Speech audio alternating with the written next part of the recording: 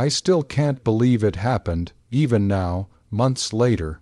I mean, can you imagine walking into your job, a job you've poured your heart and soul into for years, only to be told you're fired by someone who's barely been in charge for a week? And the kicker, the actual CEO, the man who hired me and trusted me, was thousands of miles away, completely oblivious. Was I wrong for how I reacted? Tell me honestly, would you have just taken it lying down, or would you have fought back with everything you had? Because I fought, and what happened when the CEO returned? Well, it was explosive. Let me take you back to the beginning, to a time when things felt stable, predictable even. I'd been with Tech Solutions, Inc. for nearly 8 years. I started as a junior software engineer, fresh out of college, brimming with idealism and a slightly naive belief that hard work always paid off. Over the years, I climbed the ranks, not without struggle, but with persistent effort and a genuine love for what I did. I eventually became the lead engineer for our flagship product, Apex, a complex project management suite that was the company's bread and butter. My team was small but mighty, and we consistently delivered, often exceeding expectations. I reported directly to Mr. Harrison, the CEO. He was a visionary, a tough but fair boss who genuinely valued his employees. He built Tech Solutions from a garage startup, and he knew every cog in the machine. He had a knack for spotting talent, and he often told me I was one of his most trusted lieutenants. This made what happened next even more bewildering. The trouble started, as it often does, with an internal promotion. Mr. Harrison announced he would be taking an extended sabbatical, a much-deserved break after 2 decades of non-stop work. He was going on a the world trip with his wife, something he'd always dreamed of. Before he left, he needed to appoint an acting director to oversee operations. Many of us, myself included, thought I had a strong chance, given my experience with Apex and my long-standing relationship with Mr. Harrison, but Mr. Harrison, in his wisdom, decided to bring in an external hire for the acting director role. His reasoning was that he wanted fresh eyes and new perspectives to bridge the gap until his return. He introduced us to Mark, a slick, impeccably dressed man in his late 40s with a resume that read like a corporate fantasy novel. Mark had worked at several large tech companies, always in leadership roles. He exuded confidence, perhaps a little too much. Mr. Harrison seemed genuinely enthusiastic about him, praising his strategic thinking and leadership potential. I tried to be optimistic. New leadership could be good, right? A chance to learn new things, to see our company through a different lens. Boy, was I wrong. From day one, Mark was a whirlwind of innovation and restructuring. He held endless meetings, often dismissing our existing workflows and processes as outdated or inefficient. He had a habit of interrupting people mid-sentence, especially if their ideas didn't align with his preconceived notions. He started making changes that, to me and my team, seemed utterly counterproductive. For instance, he insisted on completely overhauling the user interface for Apex, despite months of user testing that had shown the current UI was highly favored. His justification was modern aesthetics, which translated to a confusing, clunky design that we knew would alienate our existing client base. When I tried to explain the risks, citing data and user feedback, he simply waved me off. "I appreciate your input, but I have a vision," he'd say, his tone dismissive. It quickly became clear that new perspectives meant my perspective, and only my perspective. The tension in the office became palpable. Morale plummeted. My team, who had always been a close-knit, hyper-forming unit, started to feel demoralized and undervalued. Mark would often call them into his office individually, ostensibly for performance reviews. But these often turned into interrogations about my leadership and their loyalty to my vision versus his.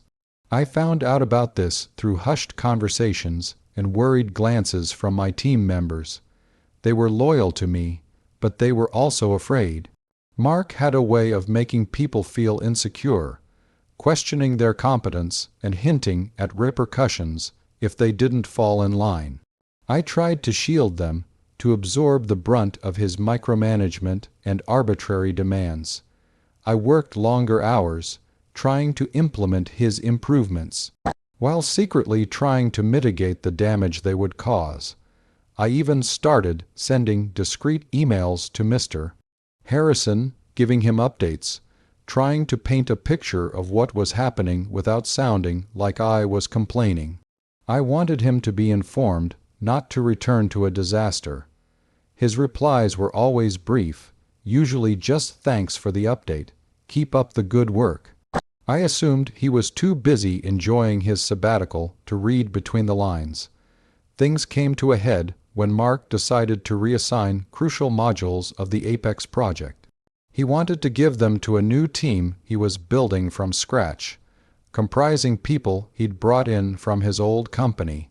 These new hires were completely unfamiliar with Apex's intricate codebase and our specific client needs. It was a recipe for disaster.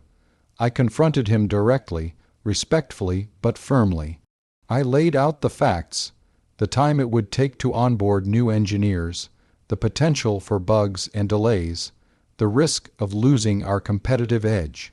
I even suggested a compromise, offering to mentor his new team while keeping my experienced engineers on the core modules.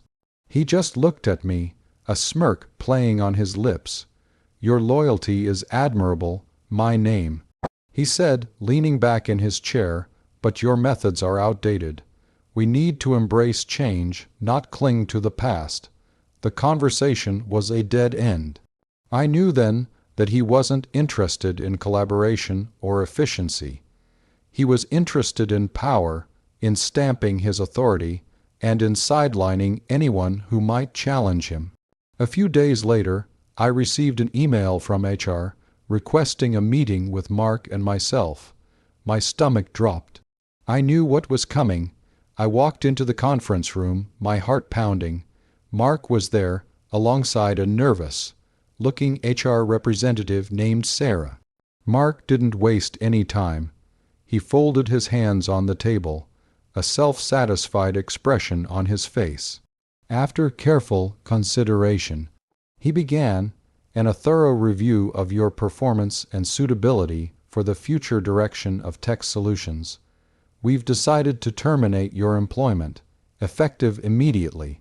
He handed me a letter, thick with legalese, detailing my severance package and the immediate cessation of my access to company systems.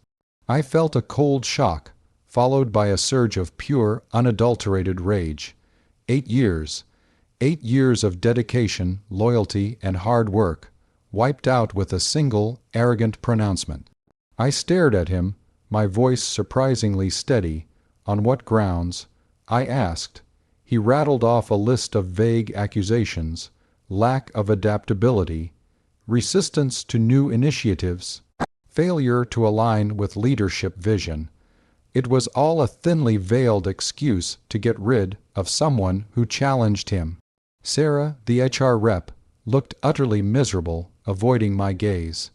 I knew she was just following orders. I stood up, the termination letter clutched in my hand.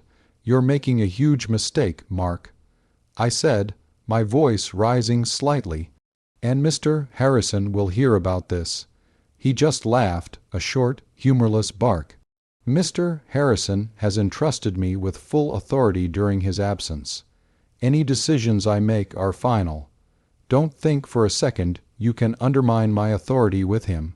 He even added, "And honestly, given your resistance, I doubt he'd be too pleased to hear about your insubordination." With that, He motioned for Sarah to escort me out.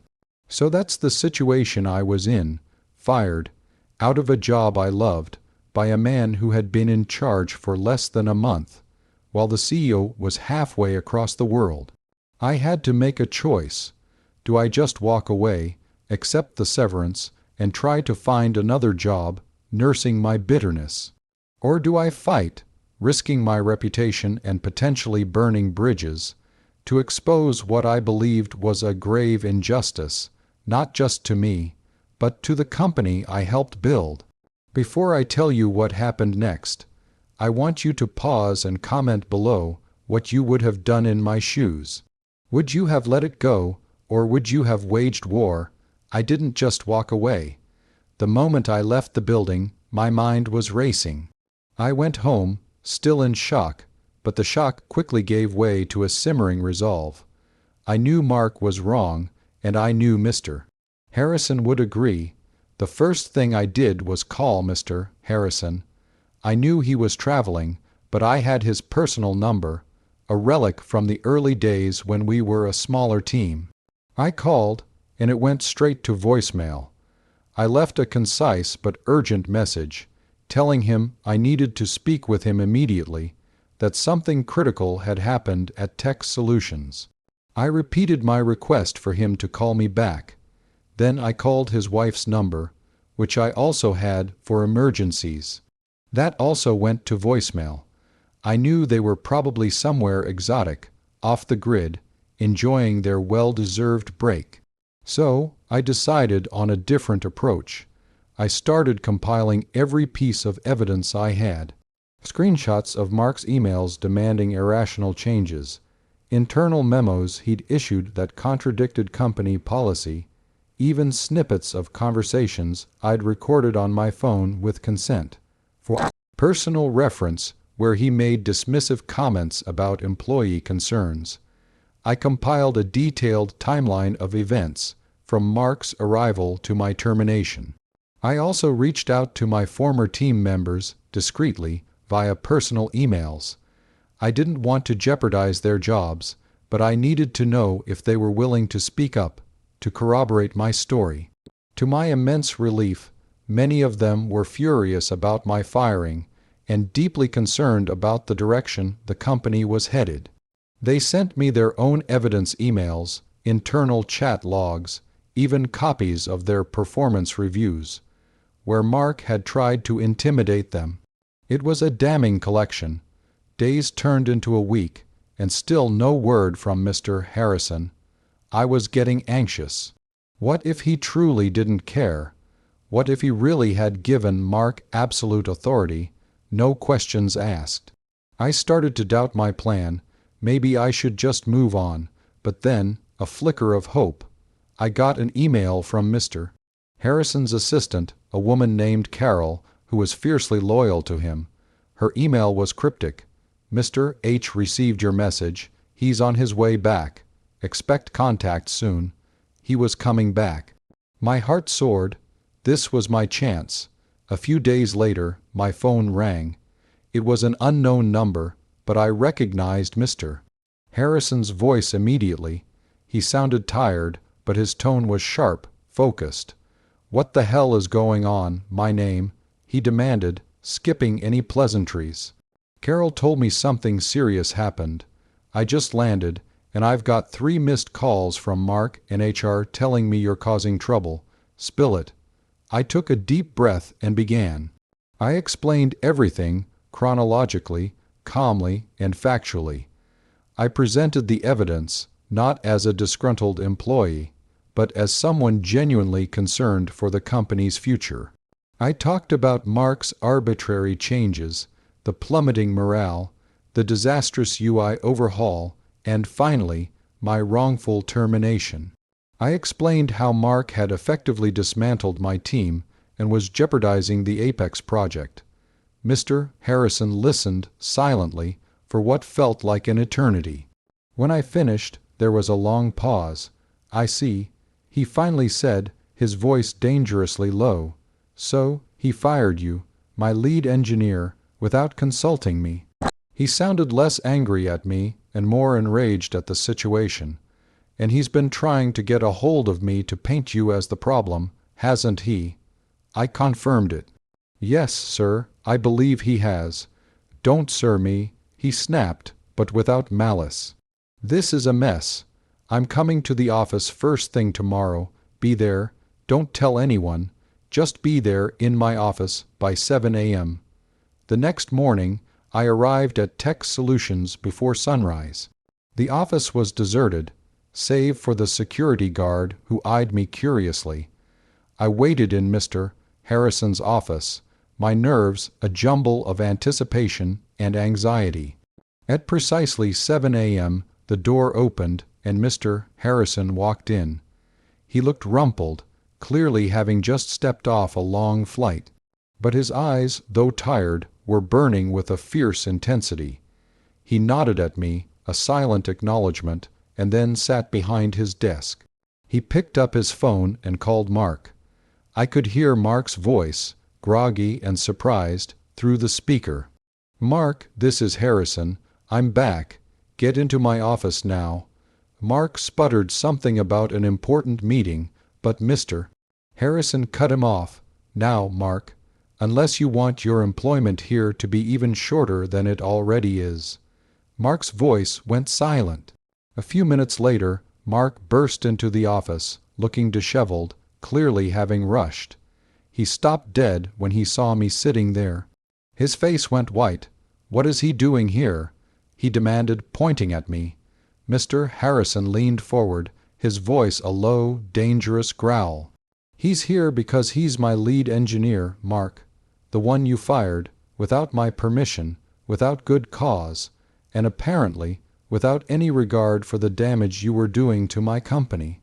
Mark tried to bluster, to explain, to deflect. "Sir, with all due respect, my name was resistant to change." He was holding back progress. I had to make difficult decisions for the good of the company. Mr. Harrison slammed his hand on the desk. It wasn't a loud sound, but it reverberated through the silent office. "Don't you dare talk to me about the good of the company. I built this company from nothing. I know every single person who works here, and I trust them. I trusted my name for 8 years. You were here for a month, and in that month, you alienated my best people, sabotaged my flagship product, and fired one of my most loyal and capable employees.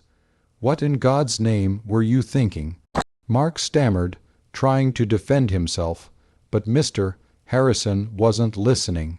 He pulled out his laptop and showed Mark some of the evidence I had provided. Screenshots of emails, the disastrous new UI design mock-ups.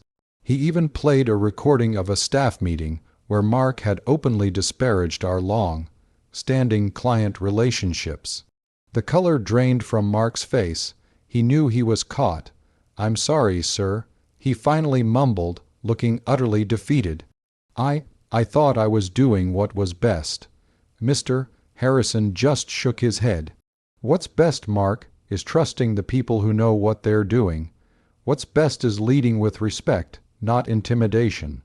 What's best is not dismantling a perfectly functioning team and firing its most integral member." He then looked at Mark, his eyes cold and hard. "Your services are no longer required at Tech Solutions, Mark, effective immediately. Sarah will be in touch regarding your severance, which will be minimal given the circumstances. Pack your things and be out of this building by noon." Mark, utterly stunned, just nodded weakly and shuffled out of the office. After Mark left, Mr. Harrison turned to me, a tired smile finally breaking through his anger. "Well, my name," he said. "I believe we owe you an apology, a significant one, and a raise, and your old job back, of course, with even more authority than before. You were right. You were absolutely right to fight this, and thank you for saving my company from that charlatan." I was reinstated that very day. My team, when they found out, cheered. It felt like a massive weight had been lifted. Morale soared, and we immediately started undoing all of Mark's disastrous innovations. The CEO return was indeed explosive, not just for Mark, but for the entire company. It was a stark reminder that trust and loyalty, not just power and authority, are the true foundations of a strong organization. So, here I am, back at Tech Solutions, feeling more valued and vindicated than ever. The whole ordeal taught me a lot about corporate politics, about standing up for yourself, and about the importance of having a boss who truly sees and appreciates your worth. It was a terrifying experience, but it ultimately made me stronger and solidified my belief in doing what's right, even when it's difficult. Like this video if you were on my side in this whole mess. Subscribe for more stories like this, where truth and perseverance win out against arrogance and injustice. And share your final thoughts on this whole ordeal in the comments section below. What would you have done differently? I'll see you all in the next story.